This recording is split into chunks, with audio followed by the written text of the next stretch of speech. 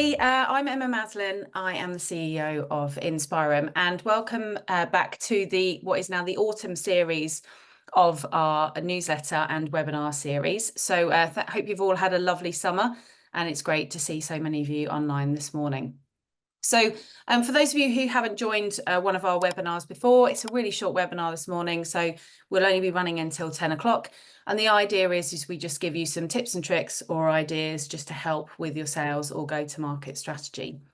So before I get started, I'm just going to get a couple of plugs in for things that we've got going on at the moment. So as I mentioned, this is the webinar series that we're going to be running until Christmas. The series is a persona series. So we had a lot of requests from different salespeople to talk about what do CXOs actually do? How do they fit into the organization? How do they spend their days? Who reports to them? How do they juggle budgets? All of those sorts of things. So delighted that we've got Laura Meyer who's joining us today. But look also out for, we've got this ex-CEO of Avon, Angela Cretu. She's joining us in 2 weeks. She tells a really great story about a Salesforce salesperson who gets in her diary. So we'll get her to retell that story when she's live on the webinar. We've also got a CRO lined up, and also a CFO and a chair of the board that'll be coming on. And then later in the series, we'll also have a CHRO and a COO. So we'll be going through sort of full suite of CXOs over the sort of coming months. For each of these newsletters that we send out, there'll be 2 accompanying webinars, one pre-recorded, like we did one with Laura a few weeks ago, and the live one that we're doing today. But we've also got a blog, and we've got a cheat sheet as well around the CXO as well. So there's loads of assets that are available in the platform. Please do go and have a look. And we'd love to hear your feedback. If they're really useful, please do tell us. Equally, if you'd like to see something else, please tell us that too. A couple of other little plugs as well. We've got the Women in Sales drinks evening, which is going to be on Tuesday. If you haven't seen an invitation to that or any information, if you look at the last newsletter or drop one of us a line at inspir'em, we'll get you over the information for that. And then we've also got our Sales Leaders Dinner, which is on Wednesday. If you're interested in joining a future Sales Leaders Dinner, please do let us know and we'll get you on the list for those. The next one from Wednesday will be in November. And finally, just a big thanks to all of our customers. Next Friday marks the 5th birthday of inspir'em, so very excited that we've been going for 5 years. We'll be having a big birthday celebration and a bit of cake. Just thanks to all of our customers who've been working with us over that time. Anyway, without further ado, I'd like to introduce the lovely Laura Meyer, who's going to be joining us today. Laura, would you share with us a little bit about your background and particularly about the world of the CIO, where you've come from? Sure, thanks, Emma. So hi, everyone, I'm Laura Meyer. So I started my journey in tech, in television, really. I was doing a master's degree in information systems design, and as part of that, I had to do a project somewhere, and I did it at Turner Broadcasting, CNN, those of you that know the news channel. And basically after that, they offered me a job and I stayed. So I started my journey. I was doing some software development work, some support work, and essentially I stayed there for about 17 years and I worked my way up. In the end, I was Senior Vice President for Technology and Operations. So all the technology functions plus broadcast operations. So we were broadcasting 36 channels around Europe, Middle East and Africa. So I left there to take a CIO job at HarperCollins. I was there for 10 years. Again, had extended remits. I've never really just done a pure CIO job. Those had extended remit of other departments reporting through me. So, and I left, basically, I wanted to leave corporate life to do some other things. I do some advisory work. I do some angel investing. That's how Emma and I know each other, and various other things. So that's me, really. That's great. Thanks very much for that. So it's great to actually hear a little bit about the journey as well, because often we talk with salespeople about some of those slightly funkier job titles and everybody's trying to work out what they are, like SVP technology, like how does that fit into the CIO? So good to hear about some of those. For anybody who's just joined, Laura will be taking questions. So if you do have specific questions for Laura, please feel free to put them in the Q&A. We will come to those shortly. So Laura, when we met a few weeks ago, we talked about the forever challenges of the CIO, and we were talking about some of the biggest ones that there are out there. And obviously our listeners are trying to think about how do they get into a CIO's diary. Maybe you could just give us a little window into what are some of the big challenges that a CIO is facing, probably back when you were CIO, but also ones that continue today. Sure. And just, I mean, you made a great point then just on job titles. And just to say, often if you work for a big American corporation, you would have a title more like a SVP or something like that if you were on the board, on the exec team, which I was.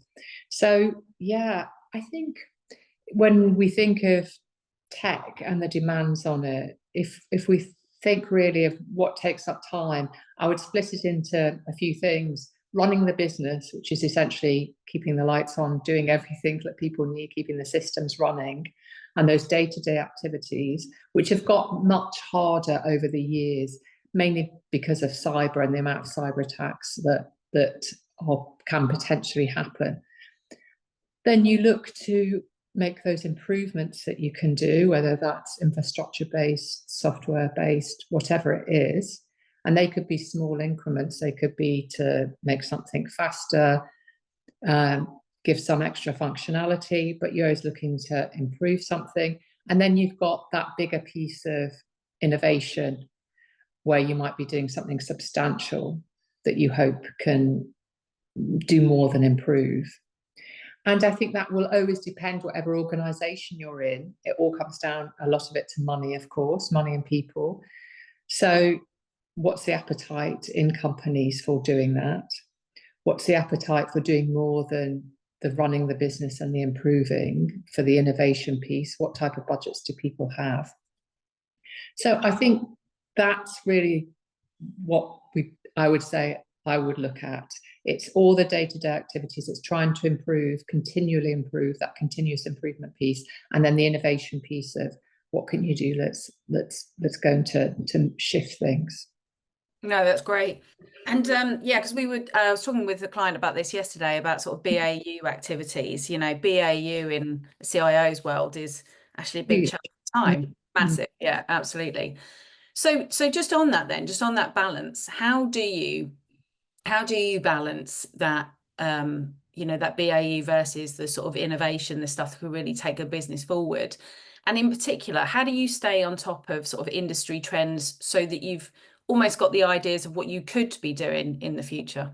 And I think that, again, every company is different because it will come down to how much money there is there for the innovation. So the BAU always is huge, and that can shift day to day. Anything can happen to change that because technology changes at speed, but also things happen. Something you plan your day, then something goes awry because something's happened. And I think I was actually talking with somebody yesterday on budgets, actually.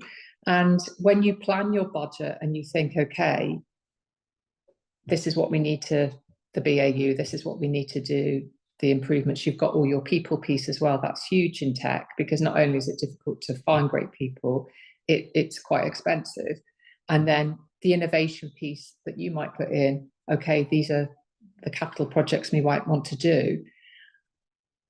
In my experience, you always think, okay, these might be 4 big projects we want to do, 4 innovation things. You might get money for that. You might get money for 3 out of that 4. And then when it comes down to it, maybe the BAU or other things happen. You might be in a company that then you do an acquisition. So one of those innovation projects gets shifted because you've now done an acquisition. You've got to do due diligence on that. So other things take priority. So I think particularly in tech, it's a lot about flexibility because it shifts day to day, I would say. And in terms of keeping on top of things or looking at what's coming through, it's always important to talk to people. So I've always been fortunate to have colleagues that I've known for years. I have a particular colleague in the US who's a real genius, and I'll always ask him every year, okay, what's the top things happening this year? What are you seeing? So really important to talk to people, to go to events if you can. Everybody's diary is a challenge, but it's always a good thing to do. Go to some dinners people might host, vendors might host, or headhunters might host, for example, because they want everybody talking about stuff. And then look at things online that you like, perhaps where you like the style. I like the World Economic Forum. Gartner also has some good stuff. People that you know, just in your own community, just day-to-day articles. So, find the things that you like, find the people you like to talk to, but also don't close that off. Be open to talking with new people. And I'm sure because people want to know here about getting into CIOs' diaries and things that, as a vendor, come along with something that's different, a different angle perhaps, and something that's going to interest you. Yeah, that's great. So I was talking with a couple of the people that were on, actually, so I can obviously see who's here, and some of us were having sessions yesterday. And it's really interesting that you say that you'd be willing to do so many of those things because, there is an interest there to learn about the insights.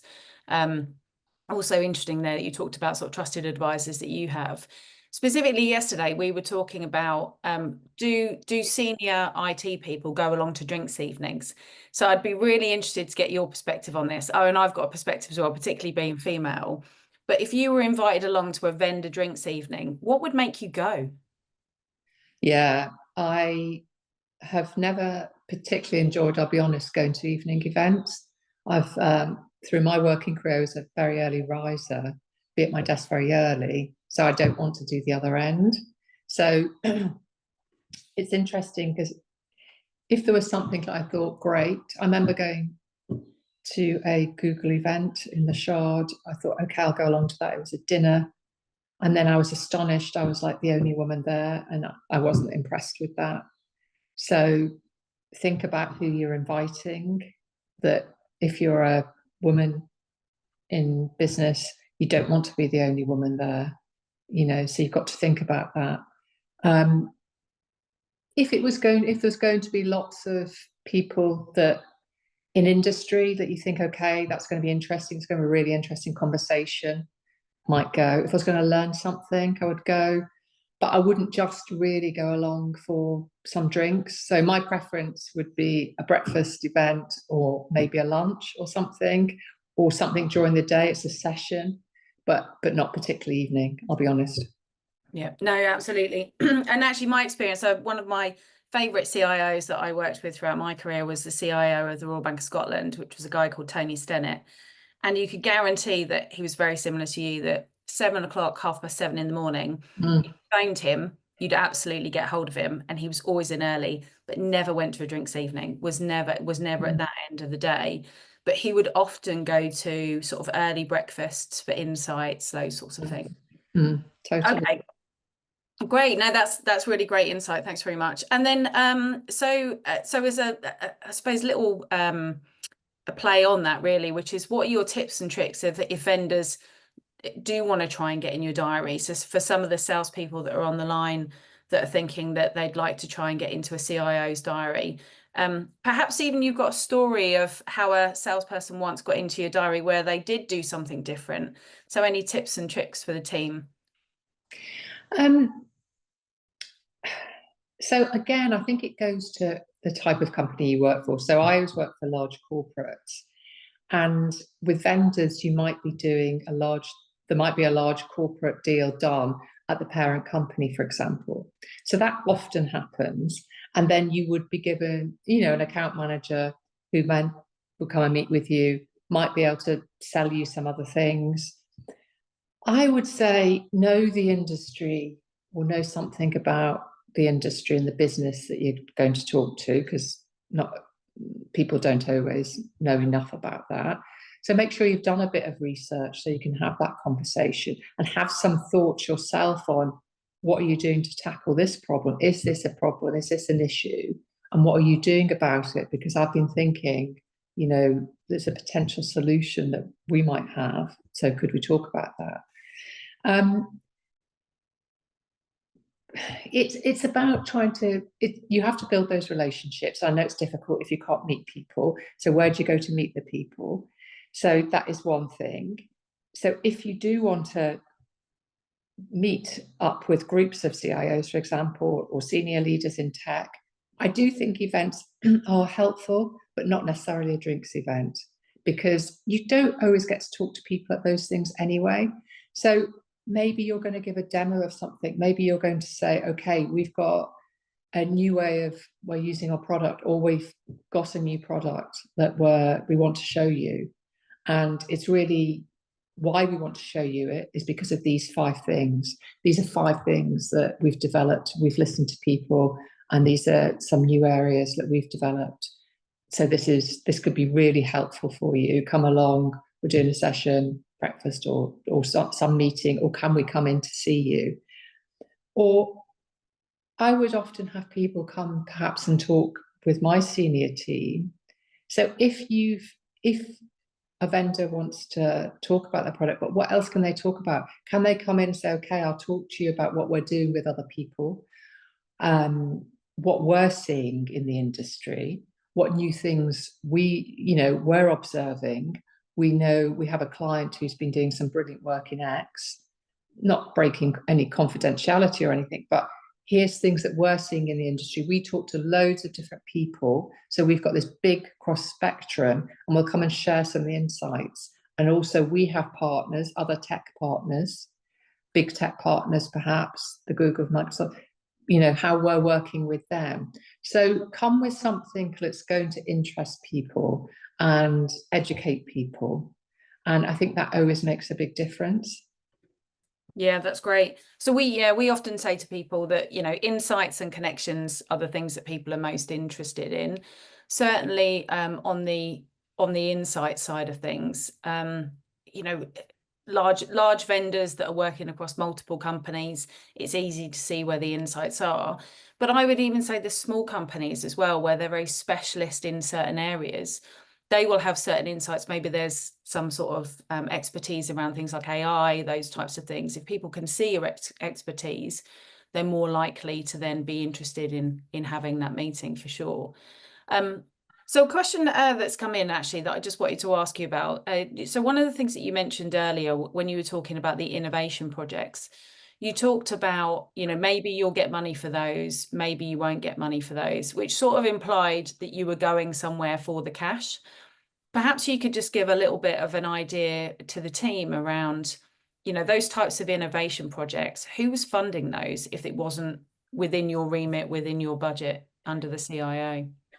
Well, everybody goes to a budget meeting annually, I would say, and you have to put your proposals through. So part of what I would have done in my roles is say, okay, you've got your budget for this is what we need to carry on running the business. We need to do X, Y, Z. These are improved. Some of them we've got to do for regulatory reasons or other reasons, cyber, whatever. So we've got to do these things.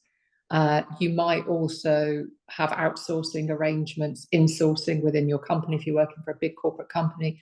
Things that you have to do. Licensing goes up in costs. So you've got all those fixed costs, if you like, almost. And then you have your flex costs. So if you were going to a budget meeting, you might say, okay, before this meeting, we've gone and we've spoken to other colleagues around the company, on, other exec members, whatever. And here's some things that people want. Here's something that's important to people. So this is what we could do. And this is going to cost X. So we've put that in the budget. It might be a capital expenditure. It comes along with operating costs annually to do that. So here's the increase in that budget. We might need some more people to do that. So then you're presenting it. And really that's then down to, the CEO of the company, the president of the company, whoever you're presenting that to, and makes those budget calls. In a large corporate company, somebody might say, yeah, I agree with that, or not agree with it. And then generally, if you're in a Time Warner, then you're going up a ladder to America and seeing who else has to approve it. So generally, budget meetings, in my experience over my whole career, have been very long processes of doing your budget, presenting with finance, discussing it with finance, getting any feedback, discussing it, CEO, then that goes off, and at some point then you get your approved budget. So you have to have a good case. Nobody wants to approve something that doesn't look like a good business case. So, and again, that's where, you know, with vendors might be able to, you would go to vendors to say, okay, we're thinking of doing this. What are some proposed costs? And just going back on the vendors, I had another thought that I think introductions as well from other companies or colleagues that you might know are always good. So if somebody said, I've been working this vendor, I would do it all the time, for example, with recruitment companies, because it's hard to find people. So who are you using? Who have you found that's good? So the same thing, if vendors have got, they've got great relationship with company A, see if they know something company B and get them to do that personal introduction. And that's a great way in, because if somebody's going to say to you that, you know, in another company, or who you value is going to say, look, I've been working with this company, they've been doing great things for me, you know, can I introduce you? That's a great way to do it as well. Yeah, and also so just on that, I think sometimes we feel like it should be a little bit of a secret that we're salespeople, but then it shouldn't be a secret. And the referrals are a great way, because like you say, if you do get a referral, people are more likely to take that meeting. Absolutely. So we had a question that's come in from Sam at Redgate, who was asking about those business cases. So if one of your senior team came to you and they said, well, actually, there's a project here, we think we should be thinking about this project, and you're considering what that business case would look like, what are some of the key things that you would look for? Have you got a specific criteria where you think, you know, this is my sort of test of what a business case needs to look like before I even consider taking that on somewhere else? Well, first, I think you want to know, well, why is it something? Is it, you know, going back to the things I said before, is that something we've got to do? Is it something that you think is going to change the business? And if so, in what way? Has somebody in the business come to you and said, this is what I really need? And that could be the case. It could be for a system where you're saying, we need new functionality, let's build a whole piece to it. We want something totally different. So I think I would just question, okay, who's it come from? You know, why they want it? What are the metrics we can put against it? So if we did spend X, where's the return going to be? And what does that return look like? Is that return good enough? Because if it's not, then nobody's going to buy into that. So you always need to see, if you're going to spend X, are you going to make a saving somewhere? No. Are you going to make more money somewhere? Yes. Okay, what does that look like? Or if those answers to those questions are no, nobody's going to approve that expenditure. And I certainly wouldn't put something forward if that was the case. Yeah, absolutely. And we talk about revenue, cost, risk, and shareholder commitments as the only reasons why anybody ever buys anything. Exactly. So if you can't be clear with those things, then it's difficult to know. Okay. We've got a question that's coming from Josh. He said, as a CIO, how important is it navigating the relationship between technology and the organizational culture? Is that something that you work on? And do you look for vendors to sort of help with that, sort of the piece of that puzzle? So, you know, I suppose, particularly with AI, if we think about AI, if you've got a good organizational culture about collaboration and, you know, it's a sort of a good sort of human culture, you know, how does sort of technology sort of fit into that? Yeah, that's a great question. And for me, I see technology as being fundamental in any business. You don't really have a business, do you, without tech these days, whether it was e-commerce, whether it was creating a product, whatever it is, technology is so core everywhere. So it has to be part of the culture. And I think that's changed significantly from when I first started my career, and perhaps tech people were kept in a basement somewhere and it was all just about infrastructure and phones and computers and stuff. And it's totally changed now. So you do have to be part of that culture. And I think wherever you work as a senior person in tech, you also need to partner and to have great people in HR. And in any good company, HR really helps with that whole company culture piece. And everybody should be creating that. Of course, it's everybody's responsibility. And if you have that, I think then the tech just fits into that. And like any function that works in a company outside of revenue generating ones, for example, it's all about the respect that people are given, how you just treat people. So it's so important on the cultural side, but I think that really does come for the type of company that you work for.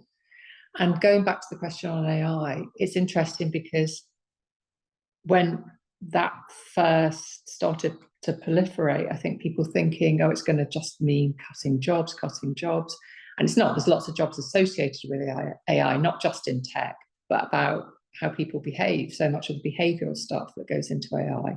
So I think there still is a bit of, is AI going to do this or that? You read every day I can't remember the company, but the other day saying, we're cutting 1,000 jobs because of AI. We don't need it. We've been able to do it through AI. So of course you're going to get those situations. And in any company, I think you've got to realize that that might happen, but equally it can create totally new avenues of business. So it's that, yes, it will have an effect in one part of the business and it can have a super positive effect in another. Yeah, absolutely. And that sort of led me on. I was just thinking there, we've got time for another quick question, because I was just thinking, we talked to a lot of businesses who were trying to sell against risk and the potential of there being some sort of breach. But actually, so in a lot of cases, it's hard to know if actually you're going to have a breach. And I just wondered if you just got a sort of a final perspective on maybe how CIOs look at risk and insuring against risk. And if there is I mean, I appreciate it's a pretty difficult thing to work out. Do you even pay for the insurance to against a possible breach, maybe? In my experience, it's not something that the CIO would do, because that would be dealt with by finance and all those insurances that happen. Generally, a large business would have insurance against potential breaches, I would say, for sure. Risk is a massive thing. Every day it's a thing. So it's whether it could be just somebody clicking on something inadvertently, and that can create problems. A risk in software, a risk in technical debt. I was in a webinar yesterday, and the amount of companies that were on who said, their tech people saying, we're still dealing with so much technical debt. And so that's a massive risk. How you might introduce a new system, but people don't want to let the old system go because they know how that works. That old system might be held together with sticky tape, quite frankly, but that's a massive problem. That whole evolution of moving people along as well to new ways of doing things. So understanding your risk, it is massive, and it's a really important thing to do. And being on top of it and knowing what you might have in terms of systems that need to be closed down, systems that need something happening to them, and just your day-to-day, how good are your defenses? Have you been doing any red team testing? All these things that you can do. There's absolutely loads of processes, loads of tools, vendors that you can use to do, fake attacks for you and to check out your vulnerabilities. Really important to do. And I think for anybody in tech, it's still top of mind. No, that's great. And there are lots of people that are on the line that are really delighted to hear that technical debt is still an issue, because that's something that we sell against all the time on the vendor side. So that's amazing. Okay, that's great. Well, Laura, thank you so much for joining us this morning. Really useful insights. And thanks to everybody for your questions and participating in the webinar today. So thank you, Laura. Pleasure. Lovely to see you. Great, thank you very much. And thanks, everybody. We'll be back on again in 2 weeks, where we'll be on with Angela Cretu, who's the ex-CEO of Avon, which is a 4 billion organisation now. And we'll be talking to her about how vendors get in her diary. So thanks very much, everybody.